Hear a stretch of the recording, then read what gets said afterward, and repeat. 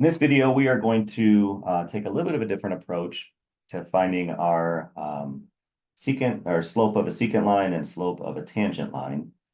In the past, we used these, which is fine, but we're going to start to head more towards the definition of a derivative, and a derivative refers to slope. So here's the idea that if you have these 2 points, right, you have this a value and then you have this a plus h. All that means is that there's a little bit of a gap between the two, right? And let's say this is 1 and this is 2, and the gap between them is 1. And so when we're doing this, though, we're going to be trying to take this gap and we're going to squeeze it. So we're going to be trying to take this gap and make it smaller and smaller and smaller. So here's kind of the idea that if I take this y2 minus y1, here's y2 minus y1, divided by x2 minus x1, x2 minus x1, right?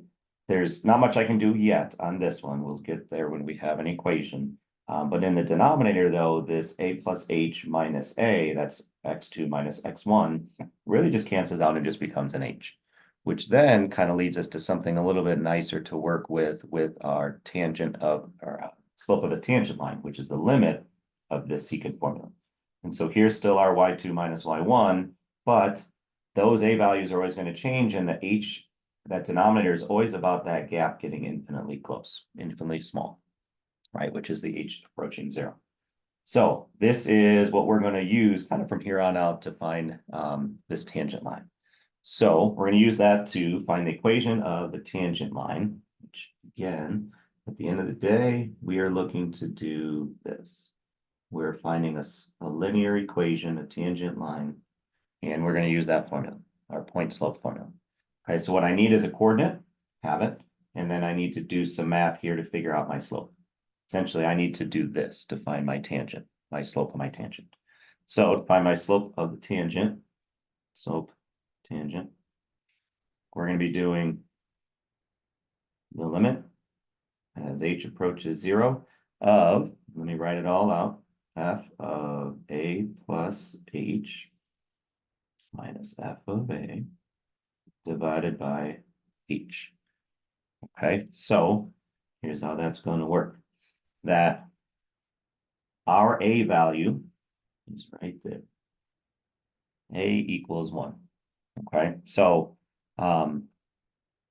we could, well, it's probably going to be easier if we do it this way. So we're going to be doing the limit as h approaches 0. And eventually what will happen when we do the actual formula on this, at some point we won't know this a value that we're approaching. So we're going to generalize it. Because right now we're finding a specific slope, but that slope is going to be different at every single point. So at some point we're going to find an equation of this slope, right? And so then we can plug in whatever value we want into this slope equation. We're not quite there yet. So right now we have an a value, but eventually that'll be an x. Okay, and this h is going to be approaching 0. So let's rewrite it as f of 1 plus h minus f of 1 divided by h. Okay, that's what we're looking to do. So let's start plugging things in. So our limit as h approaches 0, f of 1 plus h. So that needs to be replaced with 1 plus h cubed plus 4 times 1 plus h.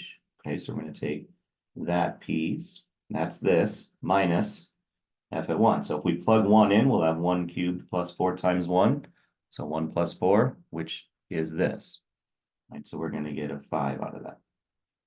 All right, so, and then I usually like to put these things in brackets or parentheses because a lot of times there ends up being some distribution that I don't want to forget and kind of make some good habits. All right, so there is something that's going to happen on this next step, within these next 2 steps, always. Okay, and we'll see that as we start to do this. So I'll spare you the math on this, but if we were to take this piece, 1 plus h, and cube it, and if we were to do that, we would do 1 plus h times 1 plus h plus 1 times 1 plus h, and do all sorts of distribution and combine some like terms. Let me save you a little bit of math on that. And it would become this. Okay, so that's the numerator part of it. So we have our limit. H approaches 0 of 1 plus 3h plus 3h squared plus h cubed, right? Plus, distribute that in, 4 plus 4h minus 5, all over h. All right, we're getting there. So next little piece is, let's do some combining before we plug in, because we have to talk about something. So we have 1 plus 4 minus 5, so those go away. So we have 3h and a 4h, right? We have, let's start with this. We have an h cubed, plus a 3h squared plus a 7h over h. All right, what should happen at this point is anything without an h should be gone, right? Those canceled. Because when we plug this in, we're getting our whole, right? And so our denominator is going to be a 0, but so is our numerator. That should be happening every single time. So if it doesn't happen, somewhere your math went wrong. All right, what that allows us to do is one more step before we can plug in 0. And that is we're going to factor the h out, a common h. So h squared plus 3h plus 7 over this h. So then we can remove the problem. So now we're left with the limit as h approaches 0 of h squared plus 3h plus 7. Finally, ready to plug something in. So we plug in the 0. We have 0 plus 3 times 0 plus 7 adds up to 7. So again, all of this was to figure out what the slope is at this particular point on this cubic. Perfect. Now we are ready to actually get our tangent line. Right, so we're going to take y minus this y value of 5. Our slope is 7. And we have x minus 1. So we'll distribute. We'll have a y minus 5 equals 7x minus 7. Add our 5 over. And y equals 7x minus 2. All right, so let's check this with Desmos, make sure all this stuff looks good. So we're going to graph this, we're going to plot that point, and we're going to throw this equation into Desmos as well, and it should perfectly pass through this point and just graze this graph. We're checking our tangent line.